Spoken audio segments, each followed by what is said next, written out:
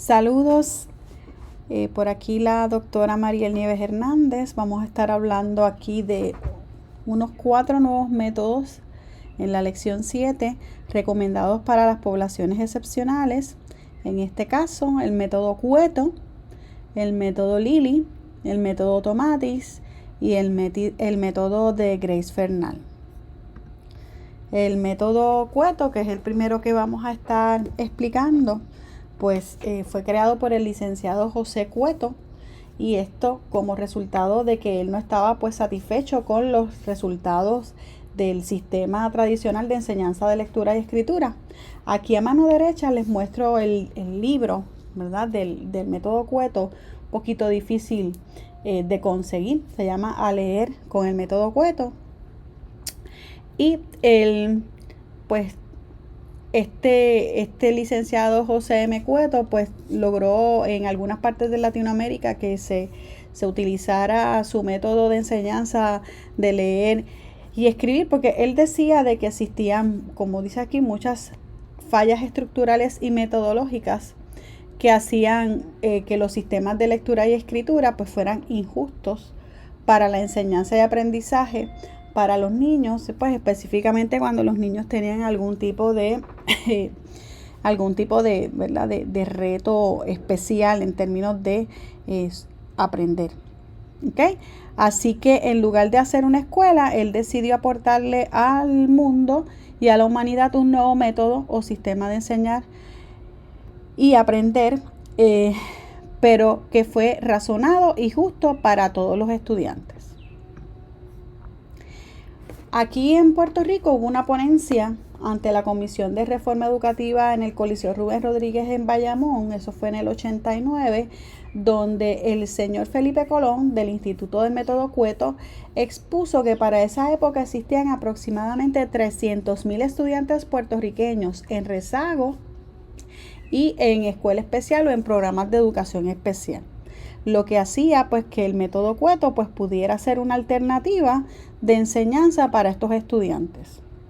Dentro de los fundamentos teóricos del método Cueto, pues aquí tenemos que hubo un estudio realizado por Orozco y Morales en el 2007 que exploró cómo algunos apoyos académicos, como por ejemplo las tutorías, cursos paralelos, clases particulares, influían en el desempeño matemático integral de los estudiantes de nuevo ingreso a la universidad. Como resultado, pues que de este estudio se obtuvo que como resultado que no fue significativo el rendimiento de los estudiantes, y en consecuencia se especula que el problema reside en una preparación matemática deficiente desde la escuela elemental y secundaria. ¿Okay? Como solución a toda esta problemática, pues se busca buscar y unir todos los recursos para atacar de raíz, la raíz o el núcleo del problema. Así que en términos de los fundamentos teóricos de este método propone una forma pues práctica, sencilla y eficiente de enseñar y aprender para educar y producir a un estudiante pensante cuya personalidad e inteligencia sea altamente desarrollada. Se supone que se inicie a temprana edad, ¿verdad? Que se exponga al estudiante a procesos dirigidos al desarrollo de símbolos, al desarrollo de su pensamiento y su imaginación, a ubicarse en el espacio mediante el conocimiento de la creación y conocer la bondad del ser humano a través de la ética y la moral. Así que es un método también que toma muy en cuenta el aspecto emocional del niño en todo este proceso. Y aquí, en una investigación que hizo Franco en el 2005, se comprobó que existe una relación entre los factores afectivos y la capacidad creativa. Por lo tanto, en un ambiente donde el niño no se sienta cómodo, no se sienta aprobado, no se sienta feliz, donde estén ausentes factores afectivos, pues el niño no va a ser capaz de experimentar capacidad creativa, no va a poder ser exitoso en las tareas que se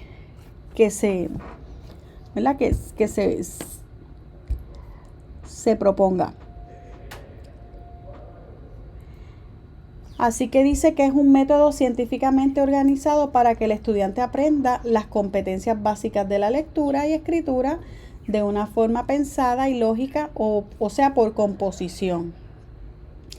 Este sistema dice que a través de la estructura y rutina, o sea que ya eso nos habla un poquito del método, los estudiantes empezaban a responder de forma espontánea, recuerden, en un ambiente pues afectivamente cómodo, donde ellos fueran capaces de perder la timidez, sonreír, de querer demostrar lo que sabían, y que en el caso de que si no entendían algo, la tranquilidad de preguntar, y que esto iba a estar también trabajando a su misma vez como un cambio en la personalidad del estudiante, y a su vez pues una actitud mucho más abierta y mucho más positiva en términos de lo que es el ambiente adecuado para el proceso de aprendizaje.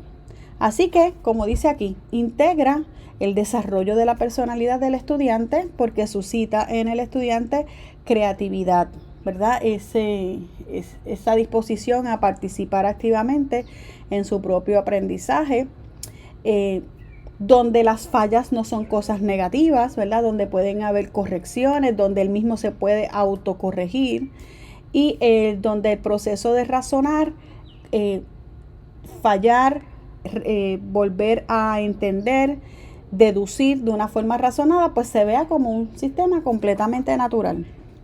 Este método es considerado como uno fonético, ya que enseña las sílabas o fonemas a través de juegos de sonido y comienza por el canal auditivo del estudiante, ¿verdad?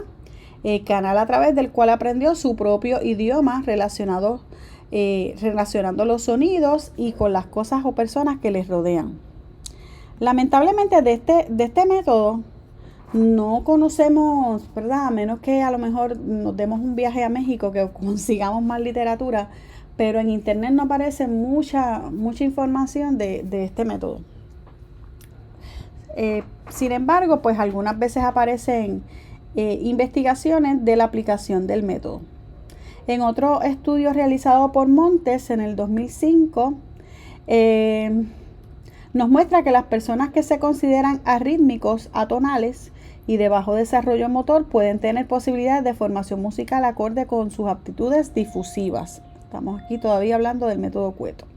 Se puede decir que este método enfatiza en el adiestramiento para mejorar los procesos lógicos del razonamiento lógico. Una metodología lógica, científica y organizada que se adapta a nuestros tiempos, al tiempo de las computadoras, que enseña al estudiante desde muy temprana edad a lo natural que es descubrir, desarrollar su inteligencia, lo natural que es tener dudas, preguntar, fallar, volver a corregirse, ¿verdad? Para que sea un sistema como que muy natural. Población a la que aplica. Así que este método cree en un ser humano total e integralmente formado, y para eso se adapta a una población con un mínimo de 12 años, donde el estudiante tiene que haber un ambiente donde se sienta útil, capaz, productivo, como parte de una sociedad a la cual él o ella aporte su talento y su trabajo, o sea que está aceptado, a la vez que es reconocido también, aceptado, amado, lo que le hace relativamente feliz. Si nosotros miramos las escalas de motivación, ¿verdad? De Kohlberg, esto está como que alineado mucho a entender que en estas teorías de motivación nos hablan de que cuando las personas se sienten aceptadas, pues rinden más fruto, igual que los empleados, pues más o menos parte de estos principios. El método posee sus propios libros y ofrece el material educativo por lecciones, que es el librito que les mostré, que son guías para el maestro. El maestro tiene que aprender bien el método para los padres y para el estudiante, y es por ello que este método aplica a todo tipo de estudiantes, señalando que los problemas hay que simplificarlos. Así que es un método que podemos utilizar con población regular, tradicional, o con estudiantes excepcionales. Como indica aquí, el método no fue hecho para estudiantes con problemas de aprendizaje, pero es efectivo aplicarlo a ellos donde se han tenido buenos resultados, especialmente para estudiantes que requieren unas metodologías un poco más estructuradas y con rutinas, ¿ok? Así que específicamente podríamos estar hablando del síndrome Down, estudiantes con diferentes niveles de autismo, que ellos puedan tener buenos resultados con este método. También nos indica que la mejor forma de ayudar a un estudiante con problemas de aprendizaje es que desarrolle su base lectora y su escritura y matemáticas en un grupo sin grado, y luego de superar esta etapa ubicarlo en un grado dentro del programa general de enseñanza. Aquí les voy a hablar un poquito de los procedimientos y estrategias para la implantación del método Cueto. Aquí habla que primero se enseñan las letras y sonidos en el contexto de la escritura y luego enfatizan la lectura de sílabas y palabras. Así que va un poquito, ¿verdad?, de las unidades de lo pequeño a lo grande. Se aprende a leer escribiendo, integra vocabulario que el estudiante ha desarrollado en la creación de cuentos basados en sus experiencias, utiliza libros de texto y cuadernos diseñados para la práctica del método. Se pueden crear centros de aprendizaje en el salón con textos y materiales relacionados al currículo diseñado. Promover la literatura infantil original, invitando a los estudiantes a crear y redactar materiales escritos. Toma en cuenta la edad y el potencial individual del estudiante, a las diferencias individuales. Presta atención a las potencialidades del estudiante más que a los aspectos que no alcanza. Brinda ayuda complementaria e individualizada, como ya dijimos, además de que integra estructura y rutina diaria constantemente. Bien, la aplicación de este método está sujeta a las necesidades individuales y a las potencialidades de cada estudiante, y se puede destacar de que es un método muy dirigido a estudiantes que necesitan estructura y rutina dentro de sus actividades en contexto de la enseñanza de la lectura, para lograr también la lectura. Aquí hay algunos ejemplos de actividades de enseñanza y aprendizaje recomendadas para el método, como por ejemplo colorear láminas o dibujos que el estudiante vea de acuerdo a la realidad, el cielo azul, el sol amarillo, crear tarjetas con las tareas que el estudiante desempeñará en la semana, realizar tareas de conservación modificadas con un conjunto de objetos, pues por ejemplo en términos de números, actividades que tengan que ver con números, también experiencias en términos de tocar, de manejar masa y volumen, ¿ok? También asociar palabras con láminas, que dice que esto se puede usar con palabras que no sean nombres. Por ejemplo, una lámina clara de un niño corriendo puede usarse para demostrar el verbo correr, que eso lo vemos también en otros métodos de lectoescritura, donde se pueden utilizar imágenes de acciones para representar verbos, ¿ok? Y por detrás de la tarjeta se escriben 3 palabras con dibujo y el niño asocia la palabra con la lámina. El método Cueto es bastante sencillo, y aquí en Puerto Rico había una escuela que utilizaba este método. El que quiera más información sobre este método me puede escribir. Conozco una persona que lo trabaja en un colegio, y a lo mejor a través de esas personas pues podemos conseguir más información en términos de sus experiencias, pero no es un método muy generalizado en su aplicación y en su uso. Bien, este fue el método Cueto. Entonces tenemos por acá el método Lili. El método Lili, yo le tengo un video más abajo donde habla de quién es Lili, ¿verdad? Es una maestra puertorriqueña que desarrolló este método.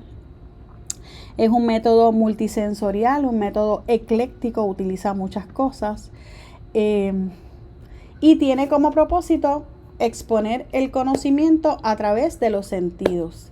Este método pues está dirigido a impactar o trabajar con el aspecto multisensorial, con todas las vías de entrada de la información en los niños. Así que aquí estamos hablando de los sentidos de vista, oído, tacto, el olfato y el gusto, sino también otros sentidos procioceptores, como por ejemplo el sinestésico, el vestibular y visceral, que les voy a hablar un poquito de qué tratan estos sentidos, pues para ver su relación con lo que estamos hablando. Pues por ejemplo, el sistema vestibular, cuando hablamos de este sentido, se está situado en el oído interno y registra la posición, el movimiento y la dirección y la velocidad del cuerpo. Cuando tenemos niños que tienen algún desorden en el sistema vestibular, estos niños van a tener problemas también en el desarrollo de su aprendizaje de otros aspectos, lectoescritura, que hay que trabajar. Una de las primeras pruebas que se les hace a los estudiantes, ustedes saben, cuando se van a referir a los programas de educación especial, son pruebas de audición, y donde también podemos tener información sobre todos estos sistemas si están trabajando de forma propia. ¿Okay? Aquí también tenemos el sistema sinestético, que está situado en los músculos, las articulaciones y los tendones, y proporciona información sobre el movimiento del cuerpo. Ustedes saben que escribir representa una actividad desarrollo motor, donde tiene que estar este sistema sinestésico pues adecuado y bien coordinado para que todo funcione bien. También tenemos el sistema visceral, que aporta las sensaciones de los órganos internos. Y pues quería mencionarle, ¿verdad?, definirle estos tres sistemas que tienen que estar dentro del método Lilly. Los toma en consideración, ¿verdad? Como dije aquí, no solamente los sentidos de la vista, el oído, el tacto y el olfato y el gusto, sino también estos procioceptores, ¿verdad?, que son los sistemas sinestésico, vestibular y visceral, que van a controlar las sensaciones internas. Bien, así que este método es uno de aprendizaje multisensorial, ¿ok? Que se utiliza como en la niñez, como en la vía de entrada de estímulos al cerebro. Así que vamos a estar viendo cómo el gusto y el olfato, como el arte de enseñar y aprender a estudiantes excepcionales en la lectoescritura. Y también nos explica que aprender a leer y a utilizar la lectura ocupará siempre muchos años de la infancia, aunque hoy día se sabe que los adultos que no aprendieron en su infancia pueden aprender en su vida adulta. Siempre existía este mito de que las personas, si no aprendían a leer y escribir de pequeñitos, pues que no iban a tener esa capacidad más adelante, pero sí. Pues no se trata de la mecanicidad o de codificación con lo cual muchos se conforman, sino de una experiencia de vida que permita comprender lo que hay más allá del mensaje que se tiene frente a la vista, al tacto, el oído, el gusto o el olfato. Vamos a hablar un poco de los fundamentos de este método, del método Lilly. Y aquí tenemos primero al doctor Jean-Gaspard Itard, que fue un médico francés, y a él se le reconoce como pionero de la educación especial. Este fue el que recogió al niño Víctor, el llamado niño salvaje, que fue un niño que fue encontrado en unos bosques de Francia. Y pues en esa época pues el futuro de este niño podía ser estar encerrado en un manicomio, ¿verdad? En un sitio para personas que no se podía entender qué era lo que tenían o por qué estaban como estaban. Había mucho desconocimiento. Sin embargo, este doctor pidió llevárselo para su casa para hacer alguna serie de experimentos y procedimientos con el niño para tratar de estimular y trabajar muchos sentidos en general, y el motivo fundamental era para saber si el niño Víctor era capaz de aprender. Entonces él trabajó con estímulos como el sentido, el gusto, experimentar con alimentos y bebidas que él no conocía, porque él se crió él se desarrolló entre animales en el bosque. Y Víctor olfateaba cuerpos inoloros como la madera y otros materiales, que era lo que estaba expuesto. Aquí dice que con frecuencia se piensa que un niño con autismo, por ejemplo, es sordo porque tiende a ignorar los sonidos muy fuertes y no parpadea. Y que es común que sus padres estén seguros que no puede oír porque busca el sonido cuando algo le apetece. Por ejemplo, un dulce que están abriendo detrás de él. Con este niño Víctor, pues hicieron algunos experimentos y le podían hacer un sonido muy fuerte al lado de él y él no respondía. Sin embargo, si hacían un sonido de como que un papelito abriendo como un caramelo, pues entonces a eso él respondía. ¿Okay? Aquí les dejo un video sobre un trial. Está la película, ustedes saben, en YouTube. Es bien difícil de conseguir esta película porque es una película súper vieja, pero podemos conseguir algunos resúmenes de la película y de lo que encontró Jean Gasparitar con este niño Víctor. Este fue el que levantó la bandera y dijo: espérense un momentito, estamos encerrando a estos estudiantes y estos estudiantes son capaces de aprender. Y ese mensaje pues lo escuchó un Jean Piaget y una María Montessori, donde siguieron trabajando, ¿verdad?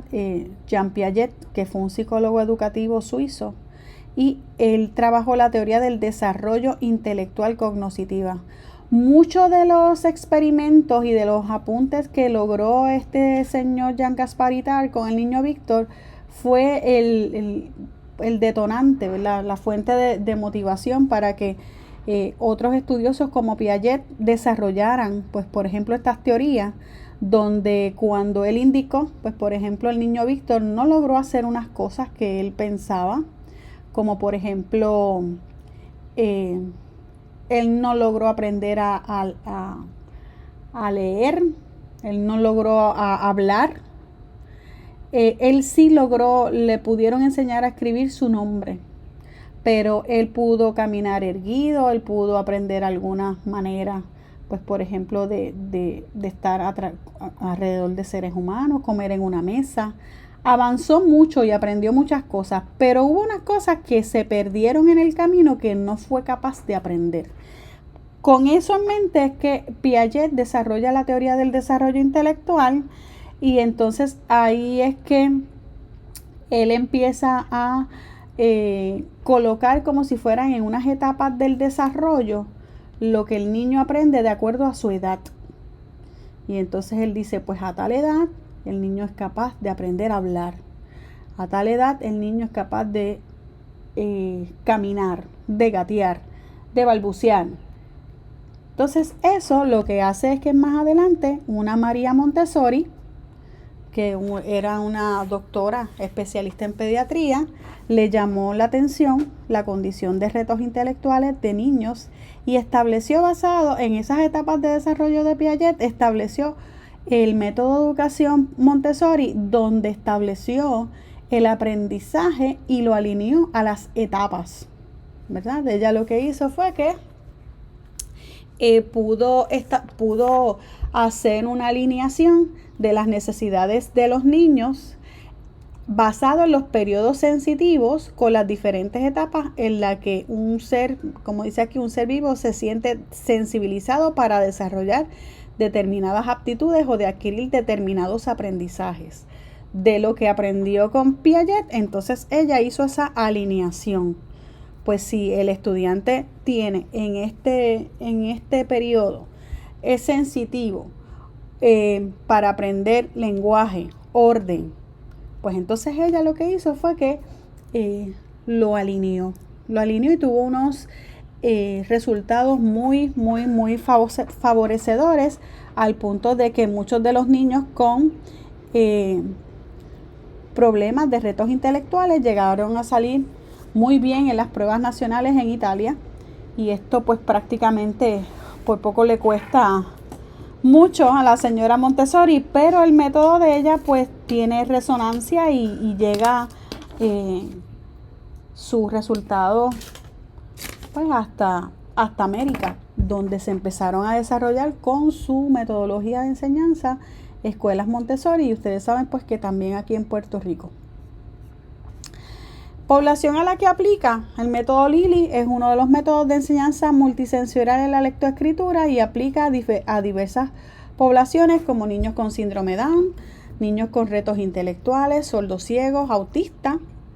Y pues ustedes saben que el autismo es un trastorno del desarrollo generalizado, caracterizado por dificultad en varias áreas, problemas con la interacción social, problemas de rezago en la comunicación, comportamientos estereotipados. Como dice aquí, al estudiante puede gustarle ciertos sonidos, como algunos juguetes con motores de fricción o campanas, pero a ciertos sonidos tiende a taparse los oídos, se asusta con el sonido de una motora o el ladrido de un perro, y estas diferencias son observables con facilidad. Aquí tenemos bastante información sobre cómo reconocer, ¿verdad?, esas características de niños autistas dentro del espectro del síndrome de autismo. Algunos padres lo notan rápido, otros no. Muchas veces cuando son hijos únicos, que los papás no tienen para comparar, pero ya dentro de un escenario escolar, pues ya con la experiencia de muchos maestros, pues logramos entender de que algo pudiera necesitar algún tipo de evaluación. A estos estudiantes, pues como verdad, la enseñanza multisensorial es la óptima para ellos, porque les gusta explorar el mundo a través de sentidos del tacto, el gusto, el olfato, y entonces les gusta palpar diferentes texturas, reconocen a las demás personas a través de estos sentidos. Algunas veces pues tocan mucho, inclusive el rostro de los papás. Gozan con juegos, ¿verdad?, que implican contacto físico. Tienden a tener dificultad para aprender a masticar trozos grandes de alimentos. Los niños más pequeños pueden parecer ser insensibles al frío y al dolor. En algunos casos se pueden autoagredirse, mordiéndose o golpeándose la cabeza, no muestran dolor. Algunos. Esto se conoce como hiposensibilidad, tolerancia al dolor o necesidad constante de estimulación sensorial. No sé si han visto que algunos niños con autismo pues también tienen como una intolerancia a algunos alimentos. ¿Verdad? Esto tiene que ver con su aspecto sensorial, ¿verdad? Estas reacciones, también dice que estas reacciones se deben a la dificultad que tienen para procesar e integrar la información sensorial. En ellos se puede afectar tanto la visión como el oído, el olfato, el gusto, el sentido de movimiento. Ahí estamos hablando de problemas en el sistema vestibular y el sentido de posicionamiento del cuerpo, que es la propiocepción.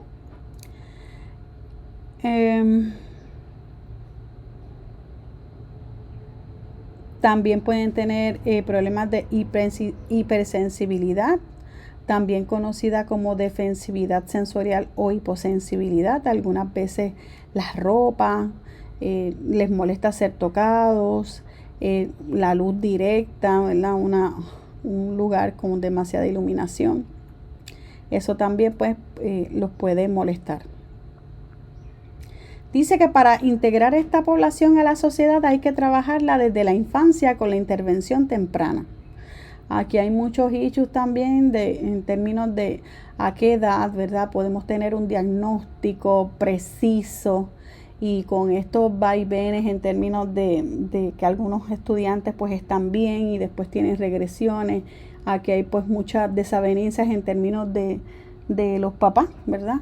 Y nos habla de que hay que incluir dentro de esta intervención temprana terapia de integración sensorial, que es el proceso que tiene el sistema nervioso central para organizar la información sensorial por áreas de uso funcional.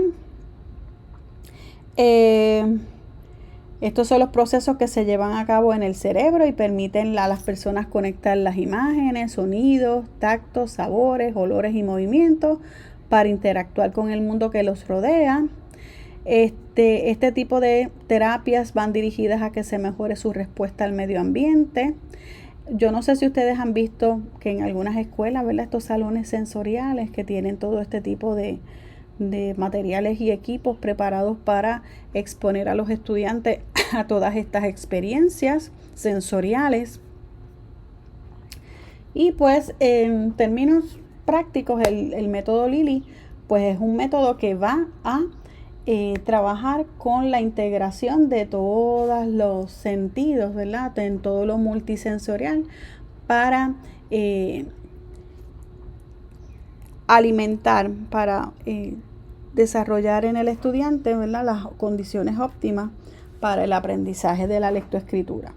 ¿Okay? Así que este trata de utilizar estos sentidos como una vía de remediar, de llegar a las necesidades de estos niños. Aquí hay una serie de ejemplos de procedimientos y estrategias para su implantación. Yo sé que muchos maestros las trabajan, ¿verdad? Actividades de estimulación olfativa y gustativa.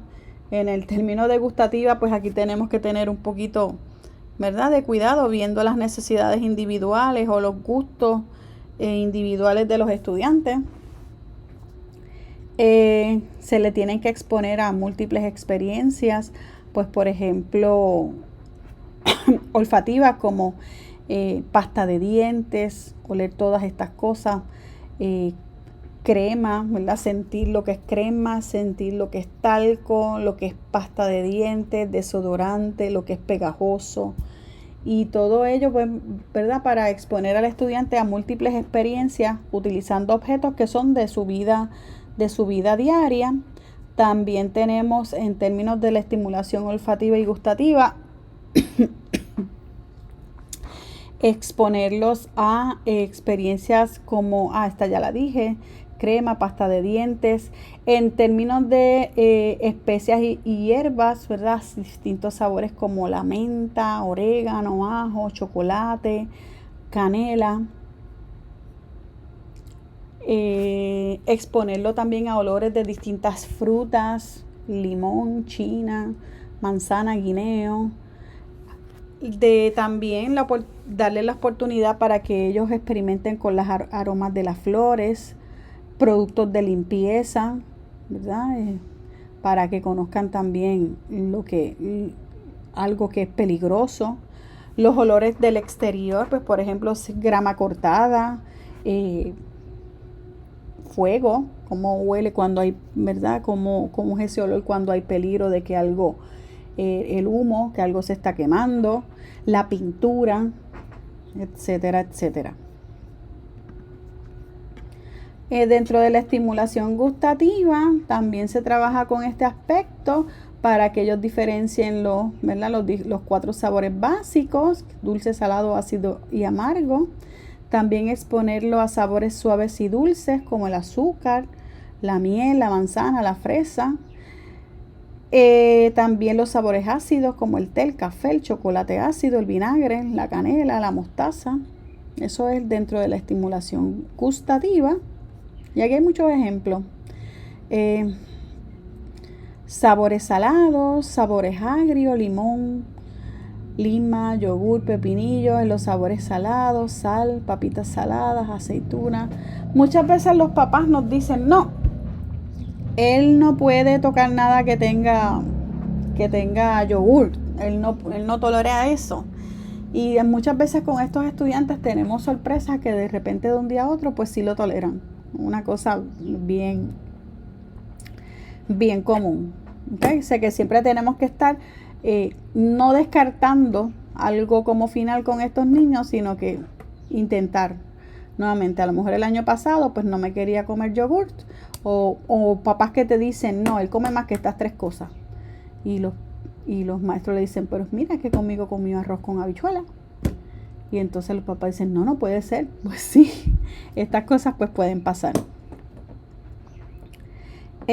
También puede mantener al niño cerca de la cocina cuando se cocina, para que comparta ingredientes, etcétera, etcétera. Dice que el proceso de enseñanza para que un niño con o sin necesidades especiales no es discriminar por un método u otro, sino que hay que conseguir que el niño adquiera conciencia fonológica, que es el primer paso para que la lectoescritura se adquiera. Dice que el gusto y el olfato son sentidos menores a los que generalmente damos poca importancia, pero muchas veces pues podemos tener mucho éxito utilizando o ayudándolos a desarrollar estos.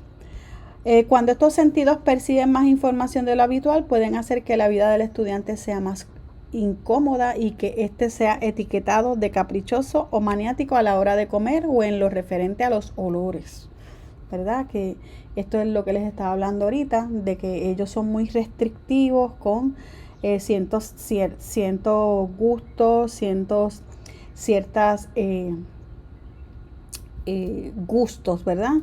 Pero lo importante es nosotros seguir insistiendo, porque ellos podrían pues cambiar. Son estudiantes que comúnmente perciben los olores antes que cualquiera que los acompaña y los reconocen, al igual que los sabores, mostrando desagrado por muchos de ellos. Aquí les tengo más actividades recomendadas en el salón de clases para estimular el aspecto multisensorial, ¿verdad?, de estos estudiantes. Algunas de ellas les gusta mucho, podría cambiar. A lo mejor a un estudiante dentro del espectro le puede gustar una de las que está aquí y a lo mejor a otro no, ¿verdad? Por eso es que se tiene que ajustar a las diferencias individuales, como por ejemplo hay niños que les gusta que utilicen cremas con olor para darles masajes en las manos, en los pies.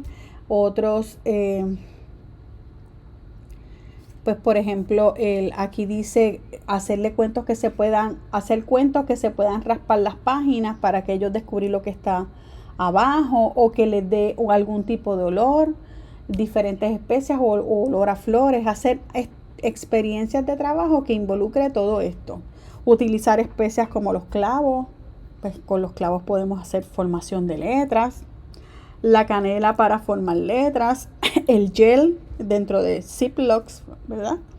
Dentro de esta forma el niño puede ver, tocar, oler y trabajar diferentes tipos de experiencias. Este es el método Lily. Déjenme ver por qué no me apareció por aquí. En el material de apoyo yo les coloqué una página de internet sobre el método Lily, donde hay unos videos de cómo se trabaja directamente, ¿verdad?, la estimulación de todos estos sentidos a través del método Lily. Así que lo tienen en el material de apoyo, que tampoco se consigue mucha información, ¿verdad? Pero dentro de lo que tenemos, pues yo se los coloqué allí. No sé cuántos han escuchado hablar del método Tomatis. El método Tomatis es un método pues bien ingenioso, es un método muy único, diría yo, ¿verdad? Muy único. Así que tiene que ver con el campo de la audiopsicofonología, ¿verdad? Este es un método desarrollado por Alfred Tomatis para alcanzar un buen nivel de lectura. Nos dice que es necesario educar al oído en la audición de sonidos, ¿verdad?, diferenciando entre ellos para comprender así las ideas escritas. La idea de Alfred Tomatis no era desarrollar un método para mejorar la lectoescritura. Esto fue casi un accidente, ¿verdad? Ya les explicaré cómo es que él desarrolla y por qué desarrolla este método. ¿Verdad? Su papá dejó de escuchar unas notas altas y era porque había perdido audición. Y entonces este método pues es muy interesante porque dice que el escuchar y expresar ideas musicales incide en la capacidad para discriminar entre los diferentes sonidos, mejorando no solamente la audición, que fue el propósito principal, y control de la emisión de la voz, sino también desarrollando en el pensamiento la capacidad de reflexión, concentración, creatividad y control de sí mismo. Y entonces a nosotros lo que nos va a interesar precisamente son estas últimas, ¿verdad? Y aunque el doctor Tomatis lo quiso enfatizar en este aspecto, ¿verdad?, de mejorar la audición y control de la emisión de la voz, pues se dieron cuenta de que tenía un impacto súper positivo en este desarrollo. Los fundamentos teóricos del método Tomatis, ¿verdad? Este es un doctor otorrinolaringólogo, nosotros en Puerto Rico decimos ENT para hacerlo más fácil, y él desarrolló este método con la idea de ayudar a su papá, que era cantante de ópera. Hizo una serie de investigaciones para tratar a sopranos, ya que no podían emitir las notas altas que su carrera requería. Durante los exámenes que hizo este doctor Tomatis, descubrió que la razón por las cuales estos cantantes no podían llegar a esas notas altas, reproducir esas notas, era porque las habían dejado de escuchar. Eso fue una cosa bien importante, ¿verdad? Este descubrimiento.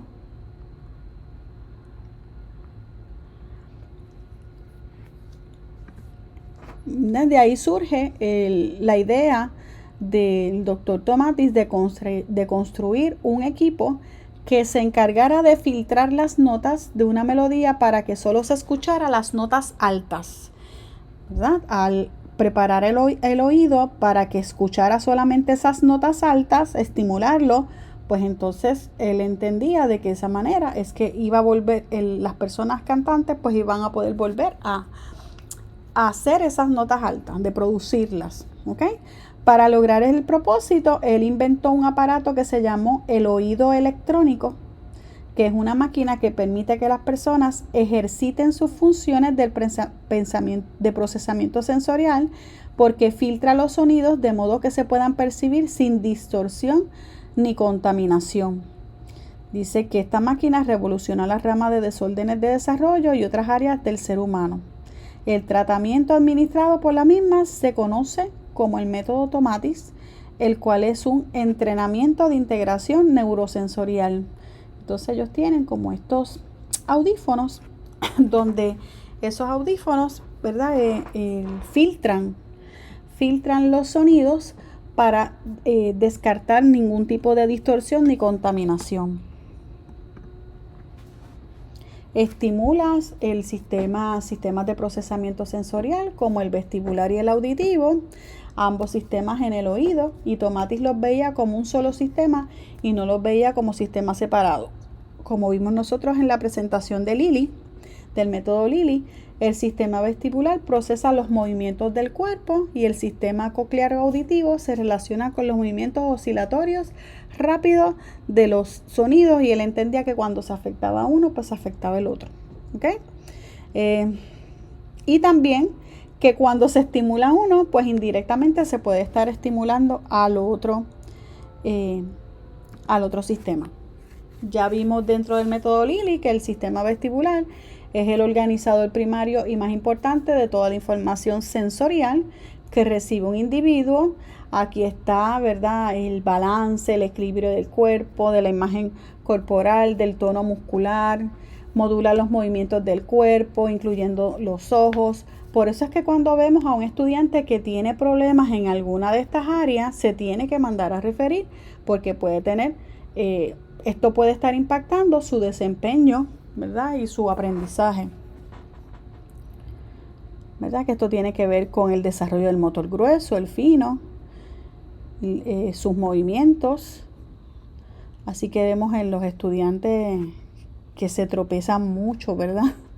En un estudiante con un sistema vestibular que registre por debajo de lo esperado la información que recibe, puede mostrar una serie de síntomas o conductas como ¿verdad? No tiene control de sus movimientos, constante movimiento, hipotonía, que es verdad y la hipotonía es cuando tiene los músculos como muy débiles, dificultades en destrezas de motor fino, atención visual limitada, dificultad con el seguimiento visual y destrezas visomotoras. Dan la impresión de ser torpes en sus movimientos y ser bruscos, ¿verdad? Estos son problemas que en el sistema vestibular. También algunas veces se ven mareados, con manos sudorosas ante el movimiento, sobre todo pues cuando lo llevas a una máquina, ¿verdad? Que da 2 vueltas y este niño pues pierde completamente el sentido, ¿verdad? El sistema coclear, para los que no saben, es parte del procesamiento auditivo del individuo, y el procesamiento auditivo envuelve un sinnúmero de destrezas como lo son la decodificación o análisis del mensaje auditivo que se recibe, la capacidad de poder atender selectivamente a un estímulo mientras se ignoran otros y la habilidad de poder discriminar un sonido de otro. ¿Okay? Cuando un individuo presenta un desorden de procesamiento auditivo, puede presentar hipersensitividad auditiva, problemas de atención, dificultades con la lectoescritura, memoria, desarrollo del habla y lenguaje, la narrativa, el concepto de temporalidad o secuencia y con poder acceder o recuperar el vocabulario, ¿verdad? Que es el famoso retrieve que desea usar en el momento preciso. Así que ustedes saben que a muchos estudiantes le tienen que, cuando tienen problemas de audición, algunos son candidatos para los implantes cocleares, ¿verdad? Esto es la cóclea, ¿verdad? Esta parte aquí, que parece un caracol, es la cóclea. Y los estudiantes que tienen problemas auditivos, donde está afectada la cóclea, se le hace un implante coclear, que es como los estudiantes, las personas que ustedes ven que tienen como una chapita en la cabeza. Y eso lo que los va a ayudar es lo que dice aquí, a procesar mucha gente se cree que los va a dejar escuchar mejor. En realidad lo que los deja es decodificar la información de forma de que les sea de una forma decodificable para que la puedan entender.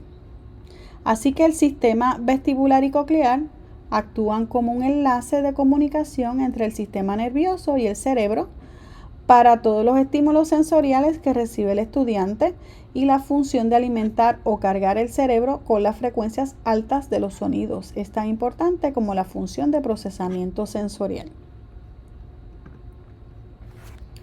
Así que ya yo les dije que el método automático utiliza la tecnología que se llama oído electrónico, que son esos audífonos que han aparecido en más de una vez, que va a estimular al oído a trabajar en forma óptima, entrenando al oído a procesar en forma adecuada. Él utilizaba, por ejemplo, la música de Mozart, los cantos gregorianos y la propia voz del niño, ¿verdad? Porque la música de Mozart, él decía que es filtrada, así que el individuo no va a percibir unas frecuencias que el oído electrónico elimina para pasar a procesar otras que son relevantes a las necesidades de ese individuo de acuerdo a una evaluación hecha previa al tratamiento.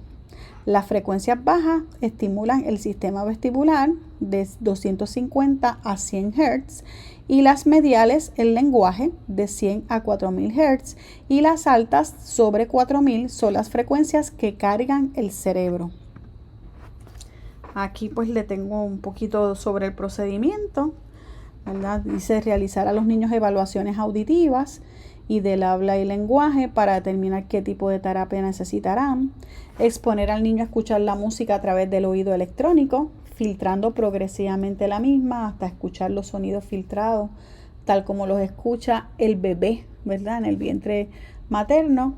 Incorporar, aquí usa las grabaciones de la voz de la mamá, ¿verdad?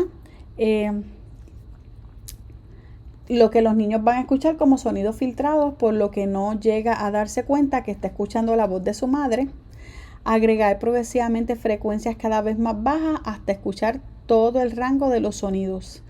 Comenzar la fase activa del programa, que consiste en repetir lo que escucha, ya sea música, palabras o frases, o leer frente a un micrófono mientras se escucha a sí mismo con los audífonos. Existe un aparatito, se me olvida el nombre, es como un tubito de teléfono que los niños hablan por ahí y se empiezan a escuchar como si fuera un eco. Eso no es muy costoso. También se puede utilizar de complemento en este método Tomatis con el oído electrónico. La música que escogió Tomatis fue la de Wolfgang Amadeus Mozart, ya que descubrió que esta música poseía unos patrones de ritmo y frecuencias muy particulares. Tiene patrones y frecuencias repetitivas, organizadas que ayudan a funcionar el cerebro, y la frecuencia de la música que Mozart compuso para violines y flautas están consideradas entre las más altas, y esto hace que sean ideales para este tipo de terapia auditiva que busca estimular partes específicas del cerebro. Cuando los niños están recibiendo esta estimulación auditiva a través de esos audífonos, también reciben otros estímulos multisensoriales, ¿verdad?, que se introducen dependiendo de la condición, diagnóstico o edad del niño. El programa obviamente es multisensorial y transdisciplinario, así que podemos estar trabajando, pues por ejemplo, algunas veces les ponen el oído electrónico para que los niños contesten un examen, estén leyendo algo, independientemente de la naturaleza de la materia. ¿Okay? Es utilizada en coordinación con los terapistas, con maestros, con los padres y otros profesionales de la salud. Consiste en 3 fases básicas de 2 horas diarias, una de 15 días y 2 de 8 días cada una, y una serie de refuerzos, 3 de 8 días cada uno. Esto es una de las cosas que más me impresionaron a mí, porque es la metodología del proceso, es bien, no te puede salir dentro de lo estipulado por el doctor Tomatis. Dice que las primeras 3 fases se separan entre sí por un receso de 3 a 6 semanas, con el propósito de permitirle al cerebro la integración de toda la estimulación recibida. O sea que después que inicia, se tiene un receso de 3 a 6 semanas. Y se observa cómo el tratamiento está produciendo cambios en el estudiante.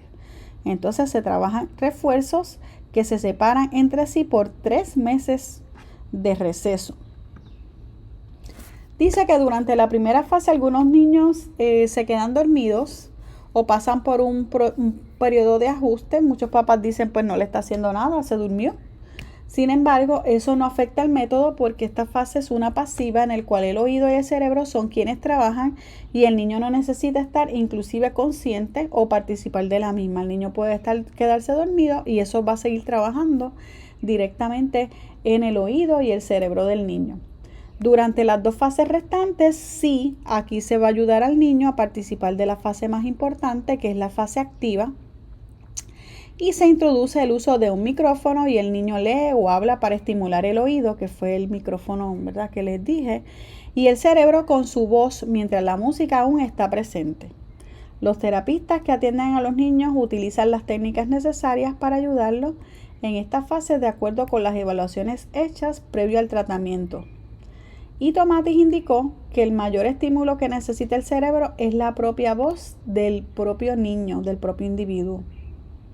Así que otra cosa importante es que el método Tomatis no sustituye las terapias que le fueron recomendadas o que están tomando el niño, sino que es como algo que hace que sean más ágiles, acelerando el programa de formación de forma significativa, como algo complementario, y que en muchos casos acorta el tiempo de las mismas.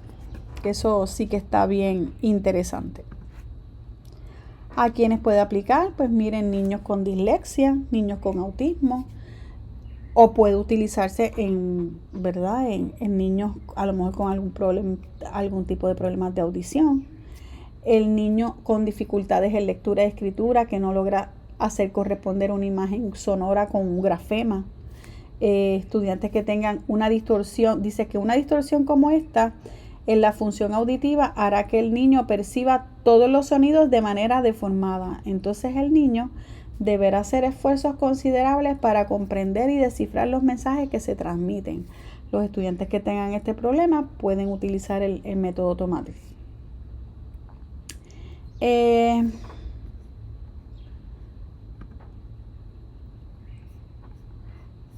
Aquí dice que... acá. El niño con autismo pierde la capacidad de escuchar. Eso lo sabemos muchos de nosotros. Este niño puede simplemente perder el deseo y poco después la habilidad de utilizar su oído como instrumento que le permite mantenerse en contacto con su medio ambiente y se necesita estimular. ¿Ven? Esta interrupción del proceso de escuchar puede provocar dificultades en la adquisición del lenguaje y en la habilidad de poner atención, de concentrarse, así como trastornos de aprendizaje. Y por medio del sonido, este método Tomatis estimula las etapas principales del proceso de escuchar y de comunicarse en el desarrollo infantil. La mayoría de niños y jóvenes con desórdenes de desarrollo también pueden beneficiarse de este método, como son los niños con problemas de aprendizaje, síndrome Down, dislexia, problemas de atención, de procesamiento auditivo, del habla y lenguaje, autismo, desórdenes pervasivos, síndrome de Asperger, que ahora es autismo leve, y dificultades con integración sensorial, ya que el método Tomatis ayuda a escuchar y a procesar mejor la información recibida por los oídos. Muchos estudiantes me preguntan por qué no, ¿verdad? Pero sí, aquí hay algunos centros donde se pueden dar estas terapias Tomatis, siempre que se pongan en el PEI, pues entonces se puede el estudiante lograr tener acceso a este tipo de terapia. Otras actividades de enseñanza y aprendizaje recomendadas en la sala de clase, utilizando variación del método. Aquí, pues, por ejemplo, no tenemos los oídos electrónicos, pues el maestro puede permitir que el estudiante escuche la música de Mozart a un volumen adecuado mientras realiza actividades como observar láminas, ver un video, mirar libros para identificar detalles, porque va a ayudar a que se concentre.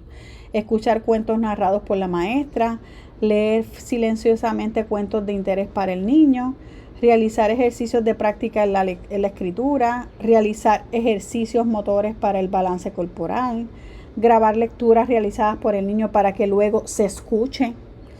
Escuchar grabación de narración de cuentos realizadas por la mamá del niño y realizar ejercicios de relajación dirigidos a calmar la ansiedad del niño.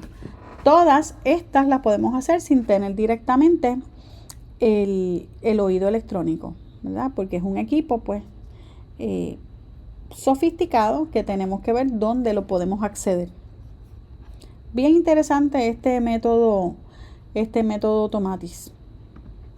Por último, tenemos el método Grace-Fernald. Este método también se le conoce como el método de trazar.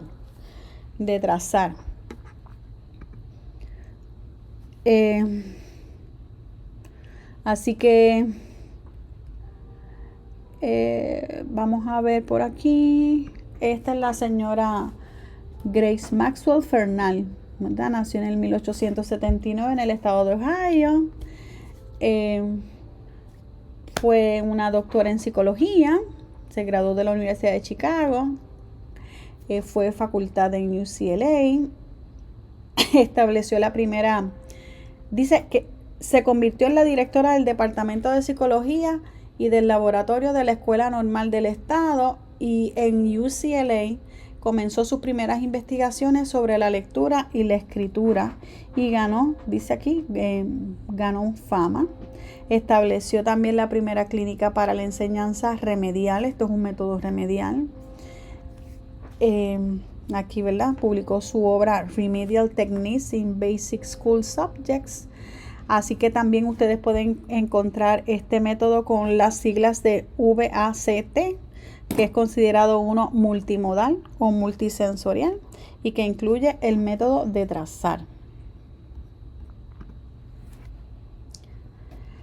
Sus fundamentos teóricos se remontan a los trabajos realizados por otros autores, entre ellos Montessori. Así que, como sabemos, muchas veces estos autores utilizan utilizan los trabajos de otros autores para seguir desarrollando métodos más efectivos. También puedo mencionar a Helen Keller y a su hermana Sam Sullivan, con la que se comunicaba con una estrategia en la que formaba las palabras en su mano, la que años más tarde Keller perfeccionó con la ayuda de Grace Fernall. Este tipo de estrategia promovía que los alumnos que presentaban dificultades tanto en la lectura como en la escritura trazaran letras. Y ustedes dirán, pero si trazar eso lo hemos hecho toda la vida. En otras palabras, formar una conexión multisensorial con el texto. Este método está atado a la enseñanza moderna de la educación especial y la lectura remedial, ¿verdad? Que lo del método de trazado pues se ha incorporado a otros muchos métodos. Este método de Grace Fernall pues toma mucho, ¿verdad? Del área sinestética, porque tiene que ver, ¿verdad?, con lo del movimiento, como una herramienta imprescindible para la cognición, dejando ver la importancia de este método aún en la actualidad. ¿Okay? La International Dyslexia Association del 2003 nos dice que los niños con algún tipo de reto muestran dificultad en el proceso auditivo y sensorial, ¿verdad? Que esto pues lo atiende mucho el método Tomati, todos los métodos que son multisensoriales. Y entonces indica que cuando se le enseña a estos niños por medio del enfoque multisensorial, tienen la ventaja de aprender patrones alfabéticos y palabras mediante el uso de varios canales sensoriales. ¿Ok? La idea detrás de este método remedial, y se dice que es intensivo, consiste en ayudar a los niños no lectores a desarrollar la destreza de reconocer las palabras de forma visual mientras se establecen conexiones multisensoriales con estas, como por ejemplo, tienen el contacto visual, ven la palabra, escuchan la palabra, deletrean con el dedo y tocar la forma de esta palabra. El estudiante continúa el proceso del contacto o manejo de una palabra hasta que hace la conexión para luego pasar a la próxima palabra. Diversos estudios identifican las poblaciones de estudiantes excepcionales con los cuales este método ha sido exitoso.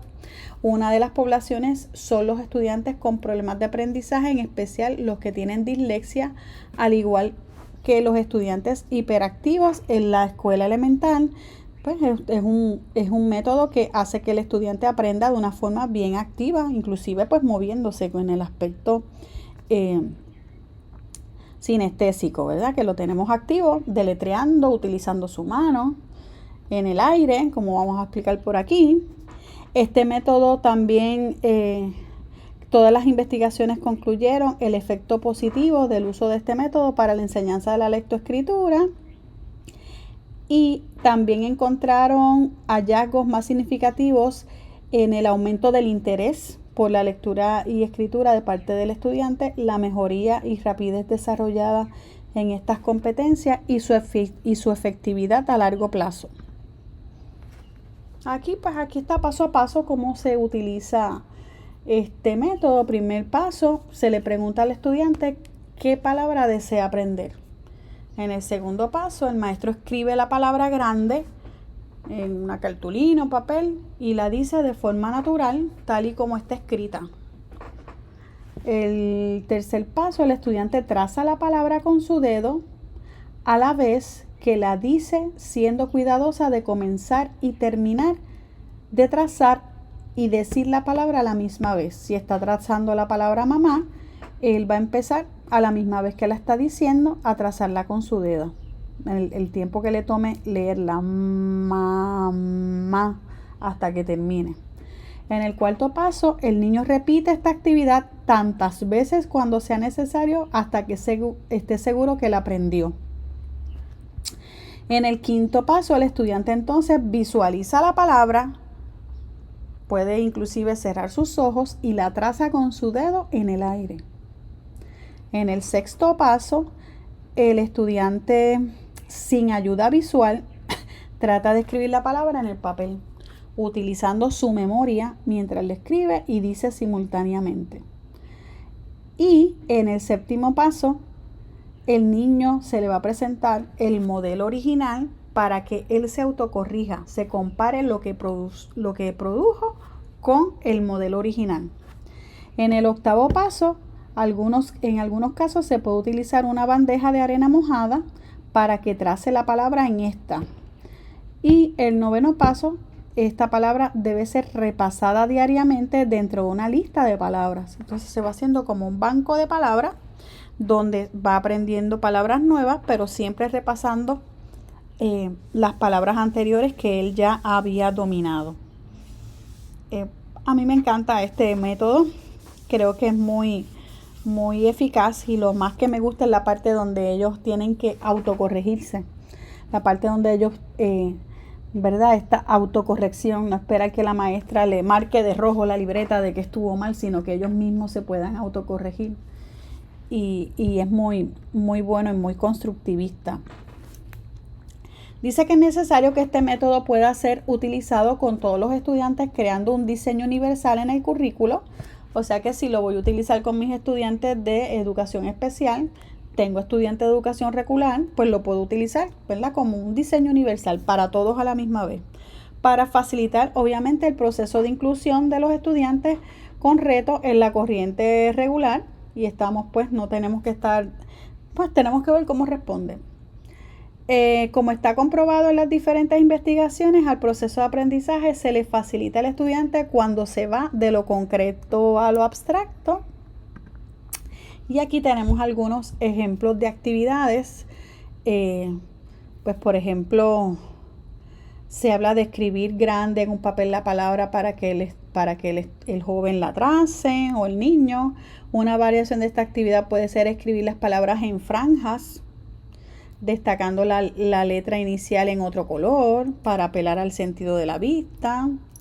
Al finalizar los 9 pasos, el alumno puede colocar la palabra en un banco de palabras que puede estar ubicado en un área del salón. Así el estudiante puede repasar el orden alfabético y tiene la opción de buscar en el banco de palabras que ha utilizado para escribir sus propias historias.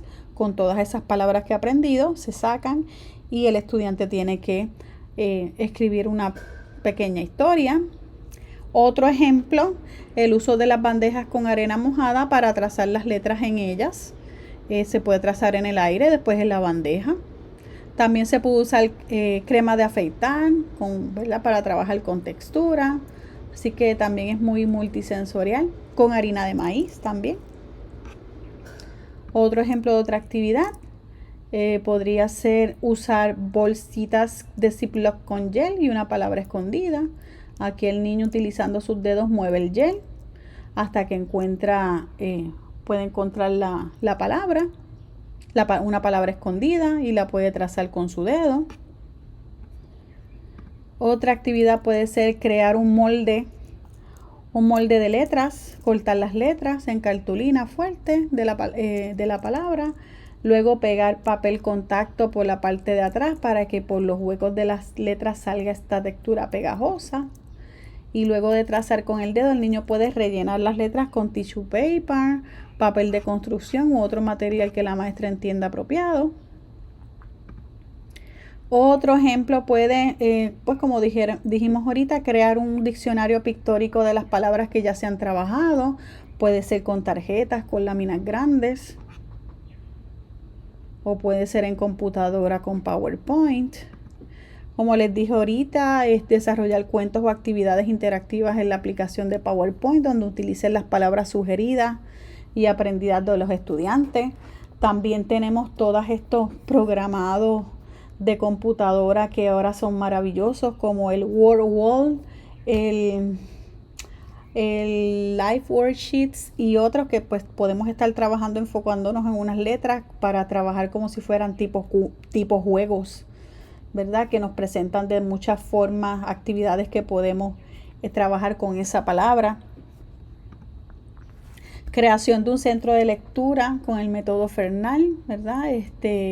En ese centro de lectoescrituras pues podemos tener muchos materiales muy útiles para este método, como por ejemplo los moldes de letras, Son los abecedarios con diferentes texturas, lija, fieltro, foamy, papel de aluminio, canvas, tela peluda, toalla, alfombra, bandejas con diferentes materiales como arena, harina de maíz, plasticina con franjas de palabras para hacer diferentes formas, banco de palabras, discos compactos creados por la maestra o comerciales para el uso de la computadora y otros materiales típicos del área de lectura, así como papeles de diferentes colores y tamaños, marcadores, crayones, lápices, bolígrafos, pinturas dactilar, revistas o periódicos. Bien, sé que fue largo, pero es que eran 4 métodos que se pueden utilizar en poblaciones excepcionales. El método Cueto, el método Lilly, el método Tomatis y el método Grace Feldman. Como hicimos en la pasada lección, yo les puse por aquí un caso. En este caso van a tener un estudio de caso. Dice, nombre del estudiante María. Dice, lee el siguiente estudio de caso y contesta las preguntas de la tabla. Fundamente su respuesta.